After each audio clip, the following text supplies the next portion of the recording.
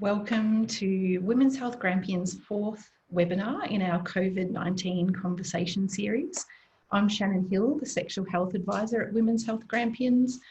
This conversation series has been a really exciting opportunity to bring you into our working world and to share topics that we care very deeply about, and also to introduce you to some of the amazing partners and champions we get to work with around the region. Today, I'm taking over the topic as sexual and reproductive health, hoping to provide you with some insights as to how the pandemic has impacted women's access to sexual and reproductive health care.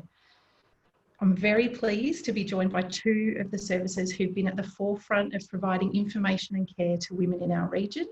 We have 1800 My Options Manager, Carolyn McGarble, and we have Ballarat Community Health Women's Sexual and Reproductive Health Nurse Coordinator, Jo Labbett. I've also roped in Marika Dam, my co-worker from the Horsham office, who's our sexual and reproductive health project worker. Marika's been leading our Increasing Reproductive Choices project and will help us with the Q&A session. So if you do have any questions, enter them into the chat box. We, as the moderators, can see the question, but your question will be private from other participants, and we'll look to answer those questions at the end of the session. The webinar is being recorded, and so it will be available on the Women's Health Grampians website in the next couple of days.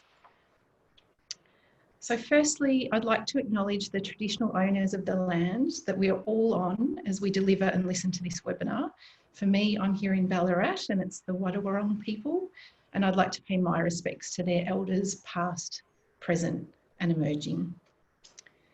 We also like to make note of important services. While we know sexual and reproductive health is an important aspect of women's health and wellbeing, it can often be really hard to find the information and services that you need.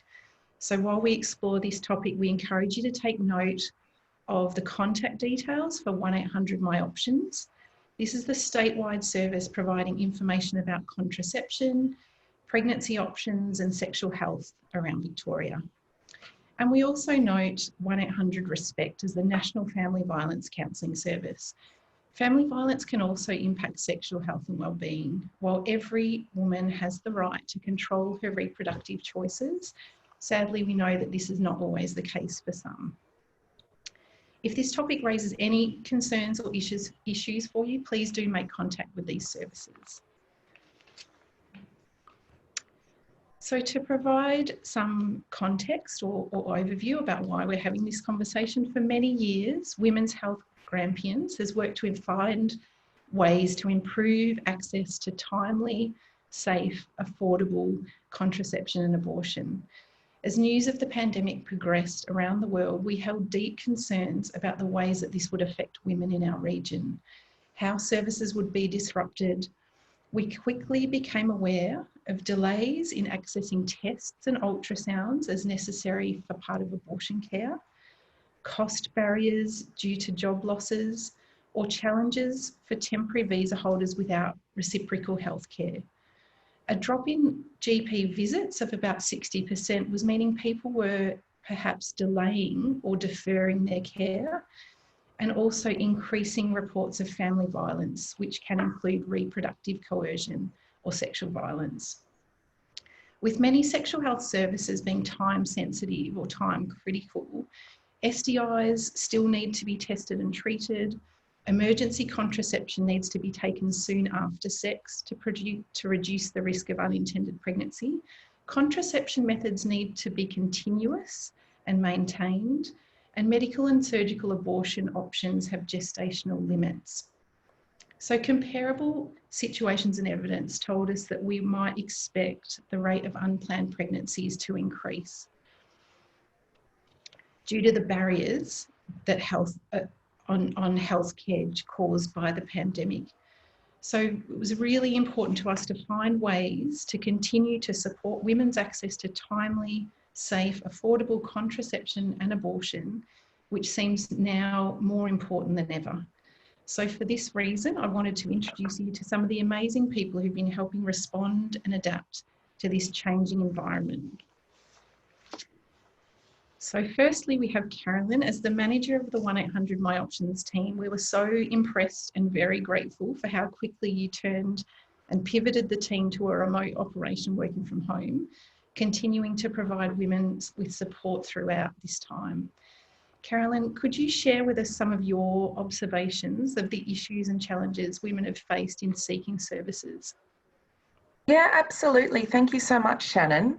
So 1800 My Options, for people who aren't familiar with us, we are a statewide phone service and web-based service for people who are looking for information about contraception, pregnancy options, including abortion and sexual health. So we help people find out the evidence-based information they're looking for, and we also link them in with services so that they can get the service that they're looking for. So a lot of what we've been seeing since the pandemic started is there's been a real increase in anxiety from a lot of people on the phone line. People are really reluctant to go into clinics because they're worried. They were worried at the beginning that clinics would be inundated with people who had the COVID-19 infection.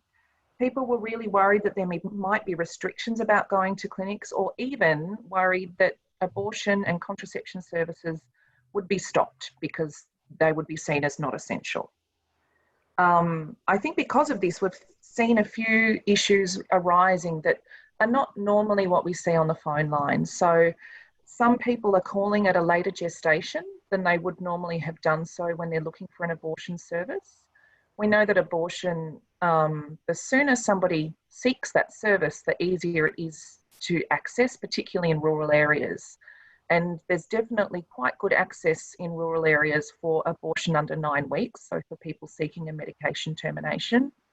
And there's definitely access to surgical abortion in rural areas up to 12 weeks. But some people, because of a variety of conflicting reasons, some people might have been schooling from home, may have lost their job, may have been trying to work from home. Perhaps they weren't keeping an eye on their own bodies and the messages that the bodies were telling them. And so they were presenting to us with slightly later gestation than otherwise they would have. Still, this is really manageable for us. We can certainly help people who call us up to further along than 12 weeks, but it just makes the process a little bit more complicated for people. There were also a lot of calls that we were getting that were around contraception access.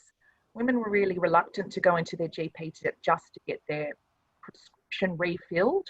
For example, if they're regular contraceptive pill users, they didn't really want to go in. They were worried about transmission, and they were worried about this not being urgent enough to go into their doctor.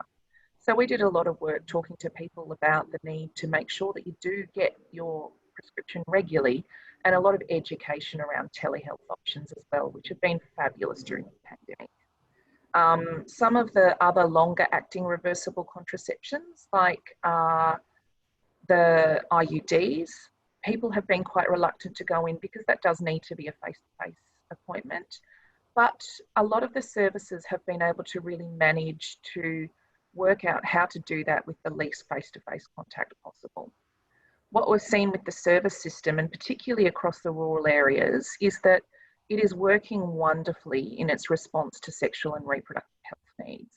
There have been some services that have struggled a little bit with managing how to switch things across to telehealth. Some services have been struggling a little bit with prioritisation of work, but we have not been able to not get a service for a woman when she calls us. When we are called by someone, we can always find the options that they need. So although a lot of people have been calling really worried about the financial side of their sexual and reproductive health, concerned they're not going to be able to afford services, we have been able to find a lot of places that will help them. I think it's really important that people understand that there are some services can cost quite a lot, but there are often low cost options around as well, and these are excellent services too. We've seen a little bit of an increase in people's mental health suffering because of the coronavirus, a lot of anxiety relating to it. And there has been a small increase in women experiencing family violence. And this is something that's been seen across the family violence sector and the sexual and reproductive health sector as well. So when somebody calls 1800 My Options, we ask them quite a number of questions at the start, but we always make sure that people understand that we're a completely confidential service. So when someone calls us to talk about what they're experiencing and asking for some services, we don't keep information in a way that would be able to go back and have a look at that record again. We do keep information that's about their demographics, but we don't keep anything that could possibly be identifying. And I think that that can be quite reassuring for people from small communities and also from young people as well. But we do ask people what their age is, and that's partly because there are some age-specific services, but also because we want to make sure that we are making sure that people understand their healthcare rights, no matter what age they are. We also ask what area someone comes from, whether that's the postcode or the LGA that they want to tell us. We check that because we want to be able to make sure that we can find the closest services for them. We check whether a caller has a Medicare card and whether they have any healthcare card or pension card or private health insurance, because sometimes that will mean that they can access different services or the cost will be less at a certain service. And we also check other things like whether that person who's calling us has any specific health conditions, which may mean that they need a more acute service. They may need to have a service in a hospital, for example, or whether somebody needs any additional services such as interpreting or disability access. Another really important question that we ask all of our callers is whether they're Aboriginal or Torres Strait Islander, because we want to make sure that we're meeting the needs of every community that we speak to. So once we've got that little bit of information from them, we look at what service they're looking for and find the closest services to them or the services that can best meet their needs. We generally, when someone calls us, gives them at least 3 services that they'll be able to see. Obviously, in some parts of Victoria, there aren't 3 services very close by, but there are a lot of services who are operating over the phone, particularly at the moment. And that's been really useful for a lot of women during the pandemic who were reluctant to leave home. They really appreciate knowing that they can have this consultation with the doctor or the nurse over the phone, and they may just need to go into the pharmacy to pick up a prescription or something like that. It's also worth noting for people that we do have a website where people can search for services and filter for things like an IUD provider or a medication abortion provider and look for certain specific aspects of each service. We do also list on our website pharmacists that are trusted SRH providers, sexual and reproductive health providers, as well as counsellors and imaging services. So if somebody needs an ultrasound, so that we want to be able to make sure that people can see a trusted pro-choice provider wherever possible. But the website doesn't show every single one of our providers. Not every provider has the capacity to publicly list their details. And so it's always worth, if you can't find a provider near to you on our website, just give us a call and we might be able to find something different. We do know that there are a lot of services in the Grampians region that people can access for their sexual and reproductive health needs. And there is a variety of services across the region. And so it's definitely something that we can help women with from the Grampians region. That's amazing, Carolyn. I'm so lucky to have the 1-800 My Options service established, because prior to that, it was really difficult. You couldn't find that information, perhaps unless you knew to call someone like me who might know someone. So getting that timely information has been such a huge step forward for particularly rural women. And Jo, looking towards your side, so Carolyn's team, I guess, have given people the lead to get to Ballarat Community Health, and then you have had to do some quick changing yourself of the different services and practice methods that you've needed to employ. So is there anything that's really stood out to you about something that you've had to change in response to the pandemic? Yeah, absolutely. Thanks, Shannon. So as an organisation, Ballarat Community Health responded and recognised that sexual and reproductive health should be an essential service, or is an essential service throughout a pandemic. So as such, we had to develop a model of care that would allow us to continue this service, but also maintain safety for the clinician as well as the community that might be accessing that service as well. So at the beginning, we decided our model of care would be to move all appointments to a telehealth model of care. This allowed us to act quickly to incoming requests, triage, and provide support to women particularly that were bringing our services. We worked with the leading sexual and reproductive health agencies within Victoria as well as Australia, and even globally in some senses. We got their feedback as well on how we could best support people throughout the pandemic seeking sexual and reproductive health.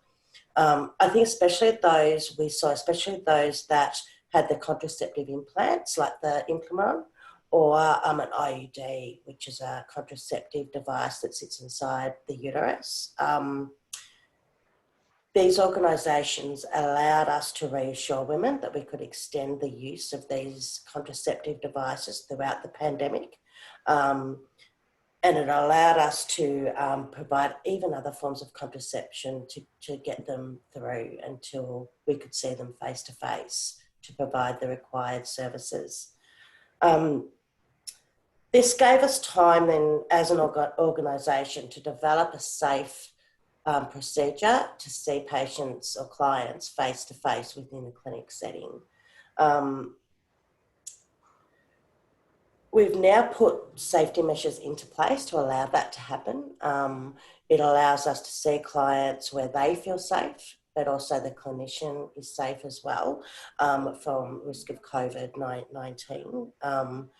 There's a big list of things we go through with the client. The first thing is that initial point of contact, which is like a triage phone call with a trained sexual and reproductive health nurse who is able to work out what is actually needed from the person and then make the required appointment and also help them understand what the procedure would look like, because it does look different to what it did previously.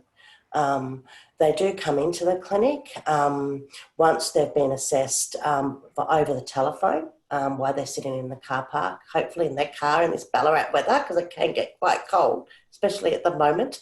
And when they enter the building, they are first seen by our triage, and they take their temperature and just do a small COVID-19 risk assessment. So we know that anyone entering our services has a low risk for COVID-19.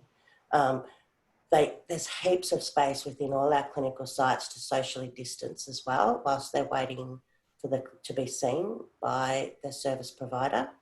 And we also limit the time they are with their service provider face-to-face to 15 minutes or less. And that's just recommendations.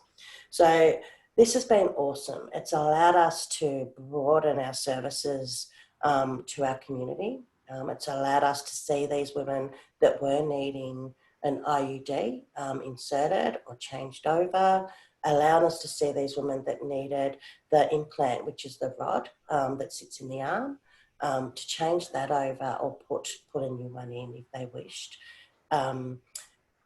Yeah, so it's been really good to be able to increase those services for women. It's allowed us to provide contraceptive injections as well. But it's been working really well with the telehealth service, because that's still a really good service that we're finding works really well when we provide things like STI screening or treatment as well. It might be if they're presenting just to have a chat about contraception, a form of contraception and what's best for them. And we have time to do that. It also might be someone that presents with an unintended pregnancy, and we can support that woman as well. So telehealth has definitely been a wonderful addition to our toolbox in services that we can provide women within the community. And it's been able to extend even a little bit outside of Ballarat into other regions, like Ararat and Horsham as well. So that's been really good, and has increased our services as well. I think one thing people were getting worried about as well is, well, if you're chatting to us over the phone, how do we actually get our script or our form to have an ultrasound done or a test done? We've worked that out, so limiting contact as well. So we can easily fax a script to a pharmacy of your choice, and you can just head to the pharmacy and pick up your script that you require, whether that's contraception or whether that's treatment as well. It might be that you need an STI test or pathology test. We've worked that out really well as well, where people can enter the building and collect the form and have the test done there and there at the point. So Ballarat Community Health does have pathology collecting on site, so that can be done in a safe way as well. So it's a constantly moving target, I suppose, but we're constantly moving with that as an organisation. But I think our main aim of that is to continue providing high quality sexual and reproductive health services that can be delivered in a safe way for the community, as well as the service provider as well, the clinician. That's it. Thank you, Jo. That's I think it's really reassuring sometimes to hear it from the person who you get to see when you come in. I've been really impressed with the sector coming together really quickly, particularly in Victoria, to support each other and work through those changes together. I don't think there was anything that was off the table for discussion. So as soon as someone raised a problem or a challenge or a question that they had, everyone came together to find the evidence, the clinical best practice. People were scanning all over the world for the best options for women, and even though at the beginning it felt quite it felt a bit intimidating or scary, I was so impressed that we have some amazing people working in our sector and really championing these issues for women. I think one thing we're really mindful of too, Jo, and you brought it up about the telehealth has had a bit of an injection, if you like. So the government put money into being able to use telehealth. And so having something like a nurse-led model which could be funded for telehealth ongoing is something that we're quite mindful of and something that we would be advocating for in and among our coalition networks that we work within. So I'm really hoping that gives you a sense of why continued access to safe contraception and abortion care must be prioritised as essential, and particularly in times of crisis. One of the things that came up early on was that if we had one doctor that needed to isolate or quarantine themselves, that could knock out one rural service pretty quickly. And our colleagues in Melbourne were only too happy to support us through that. So those networks coming together were really important in that time. Support is available locally, so I hope that's reassuring that the 1800 My Options team can help you find and connect. So no matter what your situation is, how anxious you feel, what your scenario is, call them or look at the website and find that information, because we can help you kind of cut to the bits that are most relevant to you in your situation. And Jo is just one of the wonderful nurse champions that we get to work with, and there's more of them throughout the region. So we want to share them as much as we can because they're amazing.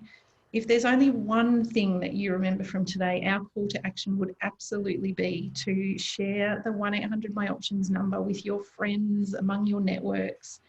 Ask your GP or clinic or pharmacy if they're registered for any services that they might offer. If you're a provider, we'd really encourage you to register with Carolyn and the team so that we can get that information to women quickly. Now, we do have a couple of questions, so I'm hoping that Marika, we might be able to jump to you to have a look and see what we've got coming through in the chat. Thank you for that, Shannon. And first of all, thank you, Jo and Carolyn. I love hearing you speak, so thanks heaps for that. So we have got some questions. One is in regards to the telehealth.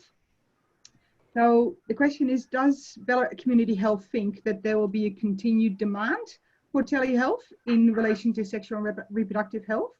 And will this be part of an ongoing COVID-19 new way normal? Sure. Look, time will tell. It's a really hard question to answer, and it's probably something we haven't discussed as an organisation as such, but it definitely has a place in healthcare, and we've seen how well it works. We've seen the outcomes, breaking down barriers for women, accessing services, whether it's having choice of service as well. It's increasing that choice for women. So I think hopefully it is something that's here to stay. Yeah. Yeah, I agree. And also in regards to the outreach that Ballarat Community Health does towards the Ararat area, can you tell us a little bit about how that works? Sure. So we are still supporting women via telehealth with that service. We can also connect to other health providers in their region if they need, if we feel that's needed. So we are still here to support women within that region. Absolutely. Yeah. Beautiful, thank you. One of the other questions that came through is, can you tell us a little bit more about the general sexual and reproductive health services that Ballarat Community Health offers? Sure. So we have quite a large suite of services available at Ballarat Community Health for sexual and reproductive health. We're really lucky to have some really high quality healthcare providers within our organisation. So the services, an example of services that we will provide, or that we can provide, is all forms of contraception, whether that be from an implant to a marina or an IUD to the oral contraceptive pill. We can chat, we can do an assessment and talk to you about what the best form of contraception may be for you, because everyone's different, everyone's unique, and it's not one size fits all. It's really important to have that conversation with your healthcare provider about your contraception and what's best for you at your stage of your life, what's going on in your life that might impact the contraceptive as well. So having that really informed conversation with your healthcare provider is a really important first step when it comes to choosing the best form of contraception. Just because your mum's on something or your best mate doesn't mean that that's the best for you. So yeah, that's one thing that we can provide. We can talk to you about STI, so that's sexually transmitted infections, and bloodborne viruses, and we can talk to people about those and their risks, what they may look like, and how we can treat those as well. So that's really important. We can also provide I suppose, advice around other forms of infections as well, and treatment around preventing infections as well. And that's really important. And we can also help women navigate and talk about an unintended pregnancy as well. So we're here to support women in that situation as well. Thanks, Jo. Thanks. One of the other questions that came through is for Carolyn. So how can health providers register on the 1800 My Options website? It's pretty easy. So if they go to 1800myoptions.org.au, there's a tab for health professionals, and then you scroll down there and there's a register your services here button. And it goes through basically a questionnaire asking a health provider to name their service, let us know all of the services that they provide, all the different types of contraception, whether they provide pregnancy options counselling, the types of abortion, various other associated services. And then once we've received that, we'll make any clarification with the service that's required, and then we'll start being able to refer women to that service. Beautiful, thank you. And there was also a question in relation to 1800 My Options, and it read, any advice on promoting 1800 My Options or tailoring sexual and reproductive health services in more conservative communities? How do we tackle that? Yeah, it's really tricky. I acknowledge that there are a lot of communities that are not too comfortable talking about sexual and reproductive health for a variety of reasons. One of the reasons why 1800 My Options was established was because it creates a safe space for everybody to talk about it. But getting the word out into more conservative communities can be quite tricky. We have social media, so we are on Facebook and Instagram. So sometimes small things like sharing some of the posts that are a little bit more generic on our social media can be quite useful for services. Not all of our posts are focusing on strict sexual and reproductive health topics. Some are a little bit more vague. Another thing that someone can do is just contact us and talk about their community and how they would like to promote the service to their community. We can definitely tailor things. We can even send out brochures, pamphlets, posters, and a variety of collateral like that, so that if things are preferred in hard copy, that's definitely available. And our brochures and posters are designed to be accessible to people who are not comfortable talking openly about these topics. So definitely get in touch with the service or have a look on our social media. Awesome, thank you. So much. I think that's a wrap for how many questions we can fit in, but we will look to answer those via our website and follow-up email. Thank you so much, Jo and Marika and Carolyn, for joining us today. We will send out some information and further reading. For anyone who's inspired to learn more, I've included details about working groups, fact sheets, campaigns that you can get involved with. The recording will be available, so do share that with any other colleagues who couldn't join us today.